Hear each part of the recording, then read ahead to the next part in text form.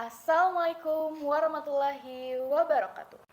Halo rekan-rekan mahasiswa-mahasiswa sekalian, selamat datang dalam program Rubik, Ruang Bicara Kita. Bersama saya, Adinda Raisya Hairan yang akan memandu diskusi kita pada hari ini. Nah, narasumber kita kali ini adalah mahasiswa aktif sekaligus Ketua Umum Himeswa FEB-ULM yang punya segudang pengalaman dalam menghadapi dinamika organisasi. Halo, selamat pagi Bang Faza. Halo Dinda, selamat pagi. Gimana nih kabarnya hari ini? Alhamdulillah baik. Dinda gimana? Baik banget nih Bang Faza. Oke. Ya, langsung aja nih kita mulai ke pertanyaannya.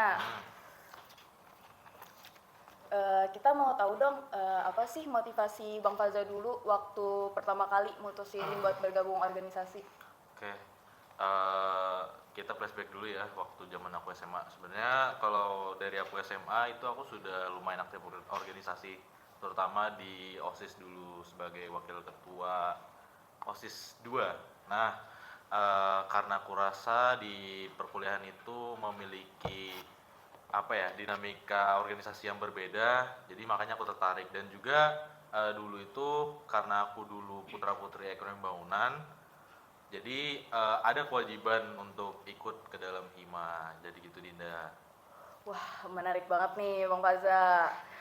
Gimana sih perjalanan singkat atau proses pengembangan diri dari Bang Faza dari anggota nih sampai bisa percaya diri untuk menjadi ketua umum Himeswa FEB-ULM?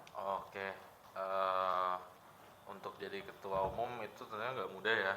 Perlu paling nggak 3 periode lah, supaya kita bisa kuat ataupun siap dalam menjalankan organisasi. Nah, karir aku yang pertama itu aku sebagai anggota P4 atau biasanya familiarnya pendidikan lah di Hima. Nah, terus di tahun kedua itu aku diamanahi menjadi kepala subbidang di pendidikan juga. Kepala subbidang dulunya itu kajian ekonomi.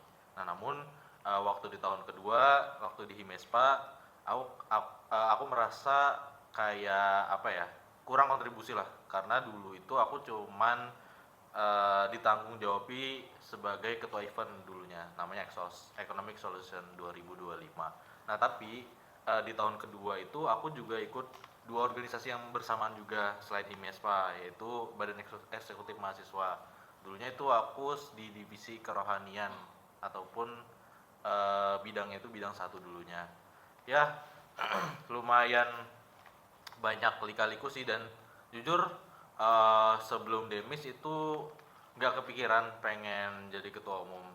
Tapi setelah melihat suasana ataupun di lingkungan angkatanku sendiri, kayaknya memang nggak ada lagi nih yang mau lanjut gitu. Jadi aku mencoba, ya mencoba namanya, mencoba karena aku pengen ngerubah ya sistem ataupun di lingkungan Himespa itu sendiri. Jadi aku pengen, dan alhamdulillahnya dia mana sebagai ketua umum sekarang gitu Dinda. Wah, menginspirasi banget nih Bang Faza nih.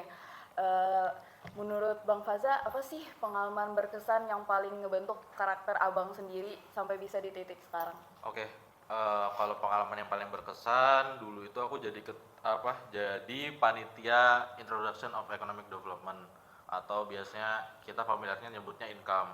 Yang mana kepanitiaan income di sini salah satu kepanitiaan yang lumayan menarik ya, karena kita berhadapan langsung dengan mahasiswa baru. Ya, dulu aku sebagai koordinator divisi logistik ataupun perlengkapan familiarnya, ya lumayan agak berat, karena di kepanitiaan itu sendiri juga semua panitianya itu satu angkatan.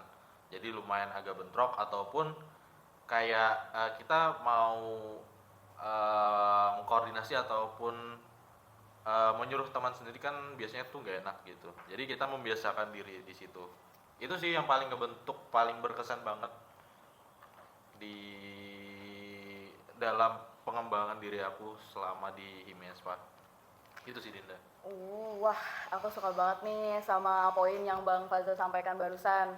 Kayak karena emang sering kali tuh kita punya tantangan di organisasi yang bikin kita tuh bakalan berkembang ke depannya. Ya betul. Nah, lanjut nih, menurut pandangan dari Bang Faza, apa aja sih manfaat yang diperoleh mahasiswa dari organisasi itu sendiri? Wah, kalau misalkan kita ngomongin manfaat tentunya banyak banget ya teman-teman. Ya, yang pertama, yang paling teman-teman peroleh itu pastinya relasi. Entah itu relasi dari dalam organisasi yang teman-teman ikutin itu, ataupun relasi ketika teman-teman ikut delegasi. Misal ada kegiatan dari fakultas yang ngadain, itu kan biasanya mengundang tiap-tiap ormawa yang ada di fakultas. Nah, itu sebenarnya cara kita mendapatkan relasi selain relasi kita di dalam organisasi yang kita ikutin. Nah, terus juga cara mendapatkan relasi yang kedua itu teman-teman kalau semisalkan kalian ikut event ataupun kepanitiaan itu coba kalian masuk ke divisi humas atau familiarnya kita tuh dana atau sponsorship. Nah, yang mana di divisi itu kita memang ditugaskan untuk mencari perusahaan ataupun PT-PT yang apa ya, lumayan inilah lumayan berkesinambungan dengan kegiatan yang kita adakan. Nah, makanya eh, sebenarnya kalau misalkan eh, kita ikut organisasi itu nggak cuman relasi aja yang kita dapat, terutama selanjutnya kita bisa mendapatkan soft skill seperti yang Dinda lakukan saat ini.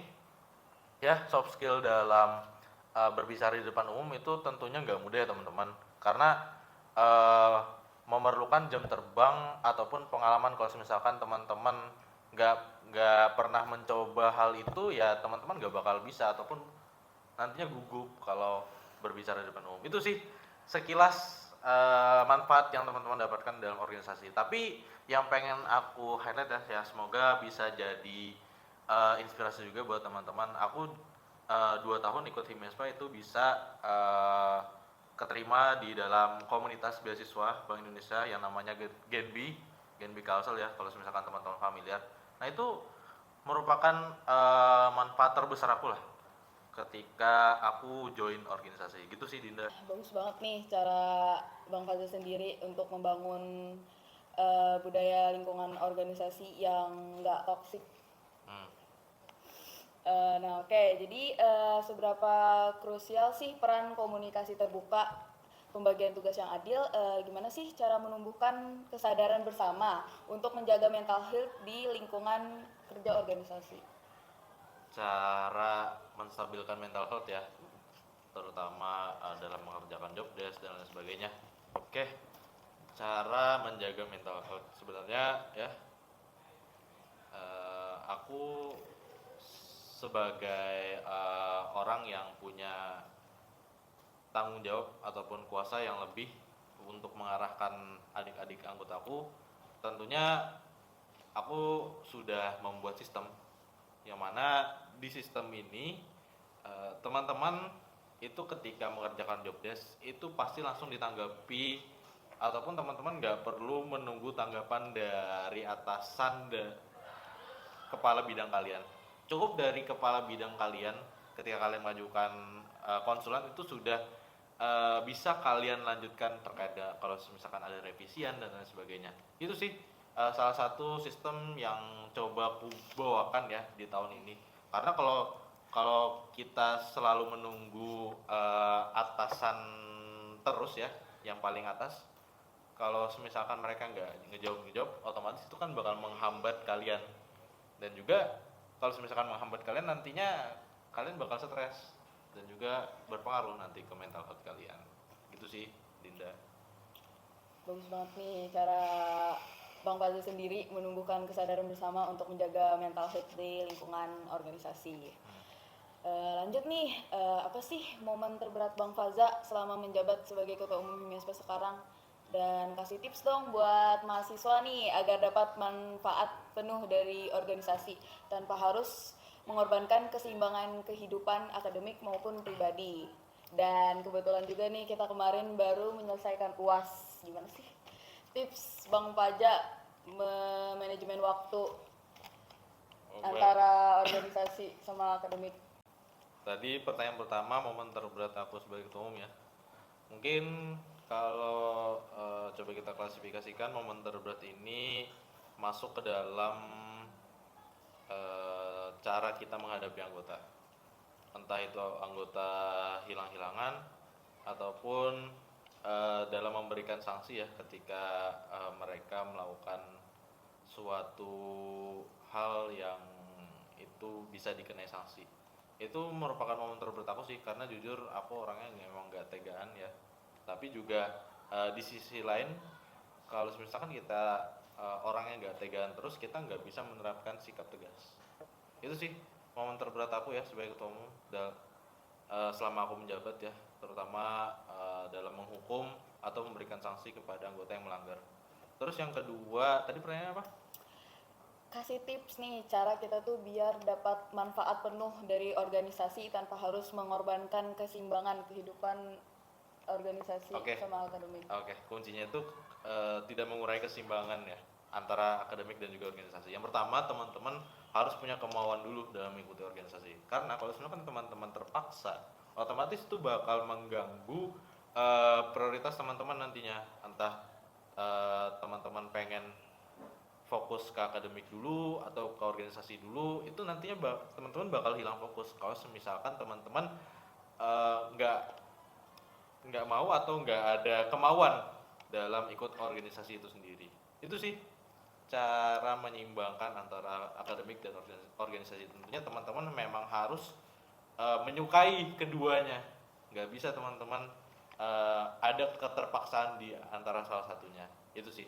Terus yang terakhir ya, tips and trick. Iya betul, cara manajemen waktu antara organisasi ini gimana sih tips, kasihlah tips sedikit gitu cara manajemen waktunya. Oke, tips sedikit ya. Aku sebagai mahasiswa ya, mahasiswa semester 6 dan juga Dinda sebagai semester 2. Tips and trick dalam menghadapi UAS dan juga cara menyeimbangkan antara organisasi dan juga akademik. Yang pertama, Dinda harus tahu dan juga teman-teman harus tahu nih, mata kuliah yang paling susah ketika teman-teman ambil dulu. Ya, mata kuliah yang paling susah, teman-teman itu coba pelajari atau bikin rangkumannya. Terus habis bikin rangkuman, teman-teman coba baca aja. Coba baca-baca aja dulu. Ya, baca-baca, habis baca-baca teman-teman nantinya bikin 3 poin penting dari yang sudah teman-teman pelajari dari mata kuliah tersulit itu sendiri. Nah, itu sih. Sisanya untuk mata kuliah yang notabene agak gampang, itu nanti teman-teman bakal ngalir aja gitu. Karena kan UAS itu biasanya kan menyesuaikan lagi dengan dosen ya. Ada yang online ataupun ada yang offline. Tentunya kita memang harus mengetahui dulu nih karakteristik dosen yang kita temui seperti apa, dosen yang sudah mengajari kita seperti apa. Nah, itu sih cara kita menghadapi UAS ya, tips and trick sedikit dalam menghadapi UAS. Sisanya kalau misalkan teman-teman udah paham cara kita dalam belajar di UAS ya, itu kan di akademik ya. Nanti teman-teman di organisasi bakal menyesuaikan juga. Teman-teman bisa mengerjakan job desk lebih awal, ataupun juga teman-teman bisa mengerjakan ataupun membuat planning ke depannya seperti apa dalam organisasi. Gitu sih tips and triknya ya. Baik. Pahami karakteristik dosen. Terima kasih banyak nih atas tips yang diberikan oleh Bang Faza. Langsung aja nih guys, kita baik. Terima kasih atas penyampaian dari Bang Faza. Oke, sama-sama. Organisasi menjadi wadah untuk belajar, bertumbuh, dan mengembangkan potensi diri. Mahasiswa diharapkan memperoleh manfaat dari dinamika organisasi tanpa harus mengorbankan kebahagiaan pribadi maupun pencapaian akademiknya. Mungkin ada sedikit closing statement nih dari Bang Faza. Oke, closing statement ya. Buat teman-teman yang nantinya mau terjun ke dunia perkuliahan, coba-coba aja nanti teman-teman ikut organisasi. Tapi sebelum kalian ikut ataupun terjun dalam dunia organisasi, teman-teman memang harus memilah terlebih dahulu organisasi mana yang kemungkinan cocok dalam karakteristik pribadi kalian. Nah, karena kalau misalkan teman-teman cuman masuk kelas seperti biasa tanpa teman-teman explore dunia luar, itu nantinya ketika teman-teman sudah lulus dari dunia perkuliahan itu menurut aku pribadi nih bakal agak lebih susah lah dalam menghadapi realita ataupun dunia luar yang sebenarnya seperti apa. Itu sih. Join organisasi teman-teman. Join organisasi teman-teman. Kalau mau bertanya, DM. Sebelumnya aku ingin berterima kasih kepada Bang Faza sudah berkenan untuk menjadi narasumber pertama kami. Oke teman-teman, sampai jumpa di rubrik berikutnya. Dadah. Jangan lupa like, comment, and subscribe ya guys.